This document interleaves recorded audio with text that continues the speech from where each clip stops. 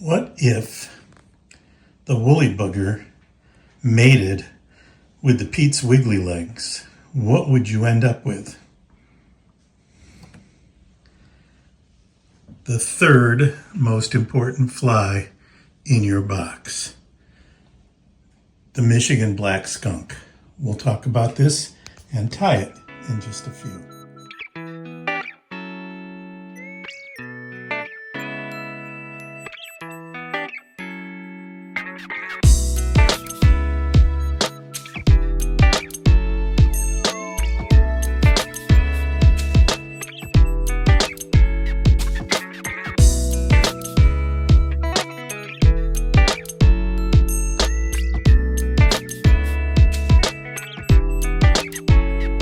Okay, here I am again. We're gonna talk about how to tie the third most important fly you can have in your box, particularly if you're fishing for smallmouth bass or anything like that. But you know what? It works for trout too. And it's one of those flies, again, you typically don't see it in a shop, maybe one or two fly shops up in northern Michigan, maybe, you'll find it. It's a stupidly easy fly to tie. So I have kids tie this. I have fourth graders tie it, so you can do it.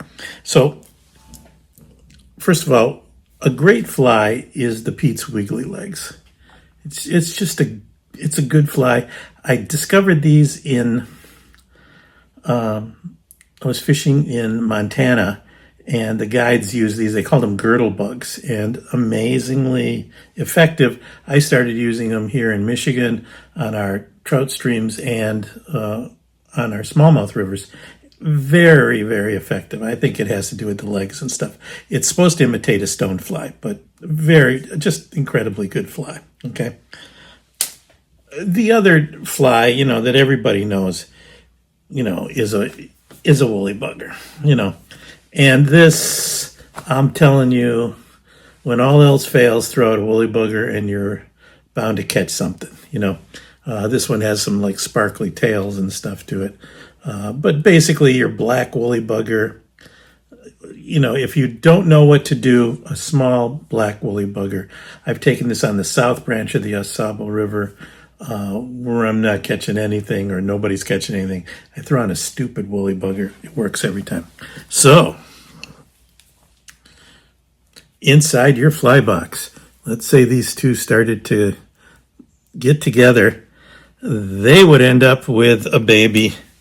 And that baby is what we call the Michigan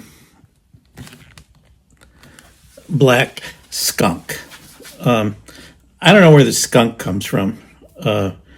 It seems like any fly that doesn't have a real name is called a skunk. But this is one of the very, very simplest flies you could ever tie. And I'm just going to show you how to do it. Again, it's one of those flies that you have to have in your box, and it works. So let's just get to it. So first off, we're going to throw on a long, like a streamer hook. This is a Mustang 8 2X hook. And there it is. Okay, it's on there.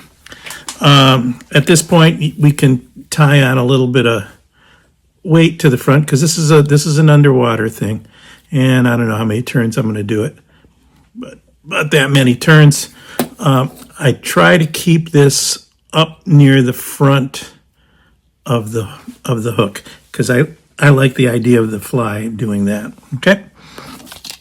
The next thing we're going to do is we're going to take some thread. And we're just going to lay it on here. This is just to bind. One is to start your thread, and two, it just kind of keeps the lead in place. Okay, I'm not going to spend a lot of time on this. All right, so there we go. That's our basic start. The next thing we need is white. You'll see that some people tie this with white bucktail. I don't have any white bucktail, but I tie this with I like marabou. I just like marabou.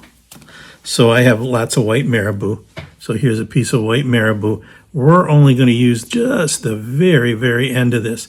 So I kind of measure about the length of the hook. And then, because I'm going to be binding it down, see, I'm cutting it right about there. So it's going to be really about 3/4 the length of the hook. Okay, just a little tail, and bind that down real well. Okay, no need to be too careful. I'm using, I don't even know what I'm using. I'm using sewing thread here. Okay, so that's it for that. The next thing you're going to need is some chenille. I thought I had a piece cut here. Here it is. Nope, that's not it. So we'll cut off a piece of, I just got some chenille. Let's just cut off a chunk here. Okay. And with my chenille, I always peel off a little bit at the beginning so it's not too bulky. And just, again, tie it on right there and tie it as far back as you can get it. Okay. Then come up here to the front. Basically, wrap your chenille on. Oh, this is extremely hard fly to tie. Bring it up to the front. Wrap this around a few times. Okay. One more for good measure. I'm going to trim this. At this point, I do this. I just put a couple half hitches on real quick at this end just so it doesn't come apart. You can do whatever you want to do. You don't have to do a half hitch. Now, okay, so now I just wrap back to about the back, about 1/3 of the way. I take some black legs, and these black legs are, let's look at them. They're about the length of from the head to the end of the tail. So this is just, your basic round rubber leg material. And I'm taking off 2 pieces. Okay. I got 2 pieces. You can do these, one at a time, or there's a bunch of different techniques for it. I've seen people do, there's a technique where you fold the leg in half. I find this a little tedious. And then you can place it like that. And I like the front legs a little shorter than the back legs. Or you can just lay it on there and just wrap away. This is the way I typically do it. I just kind of pinch it on there and then just do a gentle wrap and then a tighter wrap. And I just wrap there. You can put the legs on first and then do the chenille around it. It doesn't really matter. I just do it this way because that's the way I do it. And then do a couple wraps here. I don't think the fish notice particularly. And I'll do a couple more half hitches. Bingo. And there it is. There's your... These are black. I think they kind of look like they're white in the light here, but they're actually, it's black. You can use white legs. I think that's kind of also the traditional way. If you want to put a dab of super glue or something on there, that's okay too. But come on, can that be any simpler than that? So here's an opportunity for you to tie up some flies that will just be killer. You'll have them in your box. No one else will. And when you meet somebody on the stream, I always find it's kind of fun, when you have one of these guide flies, just to give it to somebody, and they're like, "Oh, I'm so happy." But it's also a nice way to meet people and talk to them, and just have a good time. Thank you for watching. Please subscribe. I notice about half the people that watch these videos aren't subscribed, I'd love to get to 5,000. That's my new summertime goal. I wish I could do a contest, but you know what? I don't want to mess with all that kind of stuff. So just do me a favor. It doesn't cost you anything. Subscribe, okay? I think there's a button there somewhere. All right. Have a good time. See you on the water.